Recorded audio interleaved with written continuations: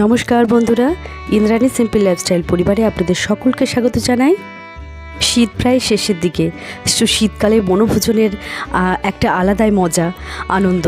তো এই বছরকার মতো আমাদের শেষ বনভোজন আমরা করছি, তো একটা ফ্যামিলি পিকনিক। তো আমরা যাচ্ছি হলো আমাদের সামনেই, বাড়ির ঠিক সামনেই সতীপীঠ অট্টহাস, কেতুগ্রাম থানার অন্তর্গত নিরোল গ্রামে অবস্থিত। তো আমরা চলে এসেছি সকাল সকাল। তো আজ আমার বোনেরাও আসছে, তো আমরা এসে এই জায়গাটা পরিষ্কার পরিচ্ছন্ন করে নিয়েছি। আর দেখতে পাচ্ছেন, আমরা যারা রেগুলার আমাকে দেখেন তারা অবশ্যই জানেন যে এর আগেও আমি অট্টহাসের সতীপীঠের যে পিকনিক ব্লগ সেটা শেয়ার করেছি আপনাদের সাথে। তো আসার সাথে সাথেই মোটামুটি টিফিনের ব্যবস্থা করেই কিন্তু এখানে যে খাবার দাবারের ব্যবস্থা সেটা শুরু করে দেওয়া হয়েছে। তো ভেজ ডাল হবে, তো তার জন্য এখানে মুগের ডালটা একটু ভেজে নেওয়া হচ্ছে। পিকনিকে গেস্ট ছিল আমার হাজব্যান্ডের কলিগে, তার ফ্যামিলি। তারপরেই চলে এলো আমার বোনেরা, মেজো বোনের ফ্যামিলি। সবু হচ্ছে এই পিকনিকের মেন উদ্যোক্তা। ভাই আমার নাইট ডিউটি করেছে, তারপর আবার এত কাজ করছে, দাদাও কাজে লেগে পড়েছে। এই যে রাঁধুনি রান্না করছে,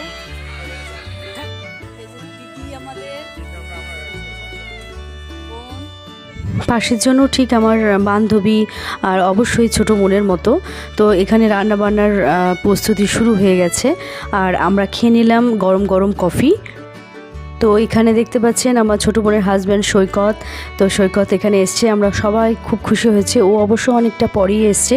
তো যাই হোক, অবশেষে সবাই মিলে আমাদের জমজমাট পিকনিক। আর এই আমাদের বিক্ষু ভাই, দাদা, আমার ভাইরা সবাই মিলে বেশ এখানে আনন্দ করছি। তো সবাই মিলে ঠিক করলাম যে আমাদের কাছে পিঠে এখানে পিকনিক করলে কেমন হয়। তো যেমন কথা সেরকম কাজ, দেরি না করে আমাদের বাড়ির কাছাকাছি আমাদের এখানে অট্টহাস সতীপীঠ। দূর দূরান্ত থেকে মানুষ এখানে আসেন পিকনিক করতে। তো আমাদের যেহেতু খুব বাড়ির কাছে, তো প্রত্যেক বছরে আমাদের পিকনিকের প্ল্যানটা কিন্তু এখানেই হয়ে থাকে। জল খাবারের পর আমাদের চিকেন পকোড়া রয়েছে মেনুতে। তো তার জন্য বিকু ভাই এখানে চিকেনটা ম্যারিনেট করে নিচ্ছে সমস্ত রকম মশলা দিয়ে। আর এদিকে আমার মাম্মা,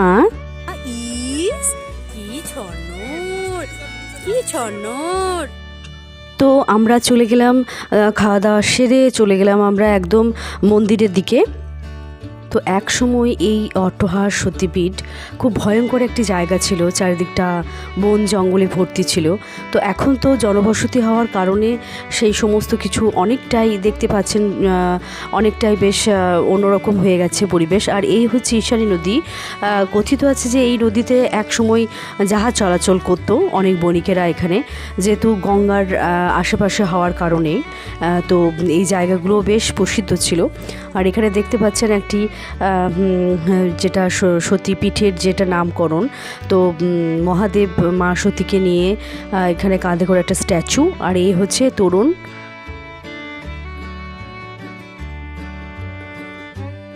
এই সাইনবোর্ডটাতে গোটা অক্ষরে লেখা রয়েছে যে এখানে সতী দেবীর অধর পতিত হয়েছিল বলে দেবী এখানে অধরেশ্বরী নামে খ্যাত। তো স্থানীয় মানুষ এই দেবীকে মা চামুণ্ডা রূপে পুজো করেন। আর হচ্ছে মা এখানে প্রস্তুর মূর্তি। আপনারা দেখলেন সাইনবোর্ডটিতে বেশ ভালোভাবে দেওয়া রয়েছে যে কাটোয়া থেকে কিভাবে আপনারা এই সতীপীঠে আসতে পারবেন বাসের মাধ্যমে। অনেক সাধারণ মানুষ, অনেক ভক্তবৃন্দ তো আসেনি, তার সাথে কিন্তু অনেক যোগী পুরুষরাও আসেন। এখানে পঞ্চমুণ্ডির আসন রয়েছে এখানে তপস্যার জন্য। তো চলুন ভেতরটা যাই। এখানে রয়েছে অতিথি নিবাসের ব্যবস্থার সাথে পুলিশ ক্যাম্প।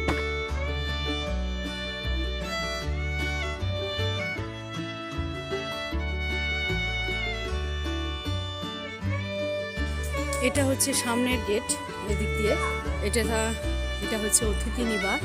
আর এদিকে কিন্তু সুলভে টয়লেট রয়েছে, যারা আসেন সামনাসামনি কোনো টয়লেট নেই। তো এটা একটা রয়েছে মন্দিরের ভিতরে। তো দেখতে পাচ্ছেন সামনে মন্দিরের গেট, এটা জুতো রাখার জায়গা। এক কথা হচ্ছে অট্টহাস এখন খুব সুন্দরভাবে সুসজ্জিত হয়েছেন। বহু যারা আসেন দর্শনার্থী তাদের সুবিধার্থে অট্টহাসা এখানে পিকনিক স্পট রয়েছে, বিভিন্ন রকম সুবিধা, জলের ব্যবস্থা তো রয়েছে, তখন দেখতে পাচ্ছেন শৌচালয়ের ব্যবস্থা, খুব সুন্দর ব্যবস্থা রয়েছে অট্টহাসা। 3টে বাচ্চা একসাথে হয়েছে, তো ওদের খুব আনন্দের সীমা নেই। তারপরে আবার এখানে পিকনিক হচ্ছে, তো ওদের কাছে সেটা খুব বেশ নতুনত্ব, প্রত্যেকদিন ঘরের মহল্লা থেকে একটু বাইরে। তো এখানে আনন্দে কিন্তু নাচ শুরু করে দিয়েছে, আশেপাশের লোকজনও বেশ দেখছিল, খুব ভালো লাগছিল। তো এবার যাচ্ছি আমরা মন্দিরের সামনেই বসে রয়েছেন মহাদেব ধ্যানমগ্ন অবস্থায়। তো এখানে বেশ সন্ধ্যাবেলায় ফোয়ারার ব্যবস্থা থাকে অন্যান্য সময়ে, আর সন্ধ্যাবেলায় বেশ লাইটিংয়ের মাধ্যমে এটা একটা অন্যরকম একটা মাত্রা পায় সৌন্দর্যের।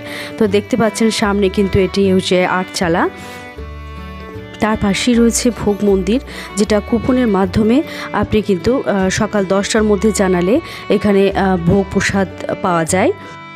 পটচিত্রের মাধ্যমে কিন্তু সুন্দরভাবে ফুটিয়ে তোলা রয়েছে যে এই সতীপীঠের অজানা কাহিনী, যারা অনেকেই হয়তো জানেন না।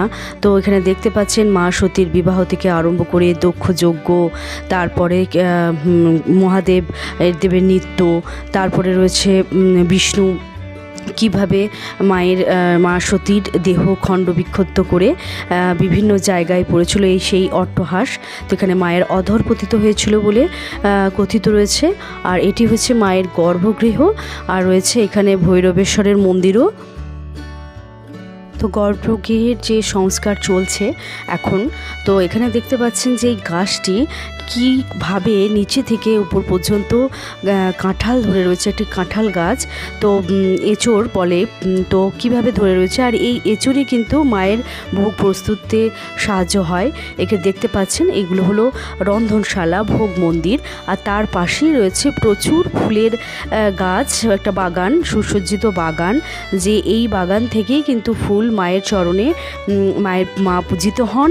আর তার পাশেই রয়েছে কিন্তু দেখুন সবজির চাষ। এবছর খানিকটা হলেও কম, যেহেতু আমরা প্রত্যেক বছরে আসি, তো এই বছরে ফুলের সংখ্যা একটু কম।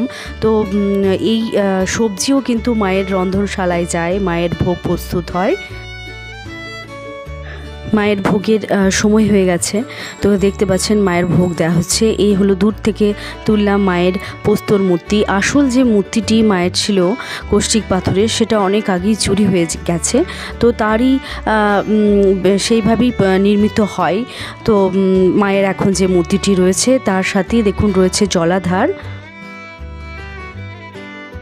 মায়ের ভোগের পর কিছুটা অংশ সেটা পাখিদের জন্য, মাছেদের জন্য এখানে দেয়া হচ্ছে। দেখতে পাচ্ছেন এই যে এখানে মাছেদের খাবার হিসেবে মায়ের ভোগ ছড়িয়ে দেওয়া হচ্ছে, বেশ ভালো লাগলো দেখে।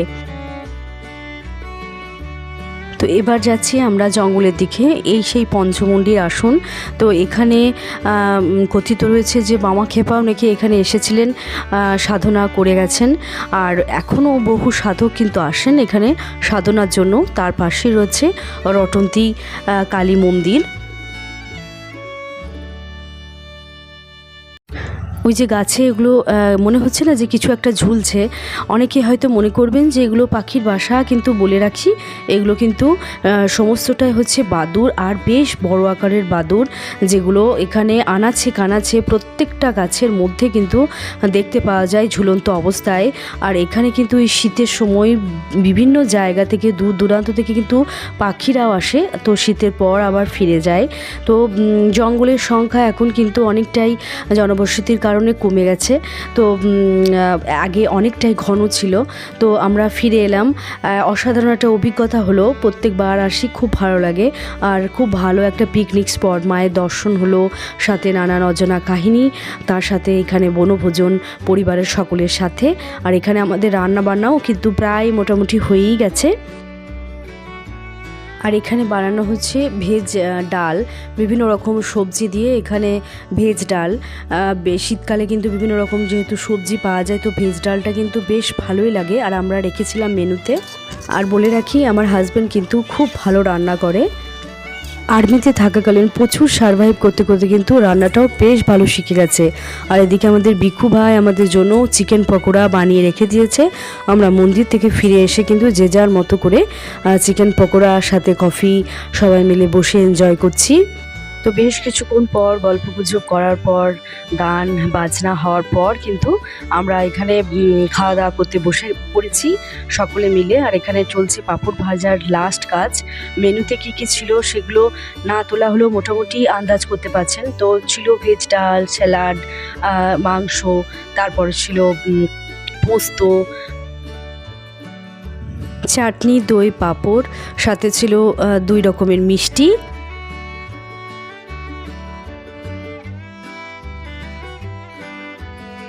তো লাস্ট ছিল পাস যেটা আমার খুব প্রিয়।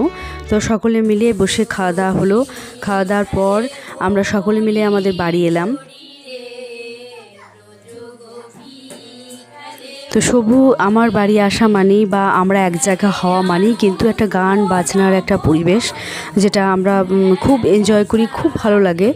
আর একটা বেশ একটা অন্যরকমের একটা পরিবেশ গান বাজনা হলে পরে বেশ খুবই ভালো লাগে, যেহেতু আমরা গান বাজনার মাধ্যমেই বড় হয়েছি। তো আমরা চেষ্টা করব যাতে আমাদের পরবর্তী জেনারেশনও ঠিক এইভাবেই তাদের জীবনটা উপভোগ করে। তো গান বাজনা এখন করছি। এখানে দেখতে পাচ্ছেন দিদি খুব সুন্দর গান গায়।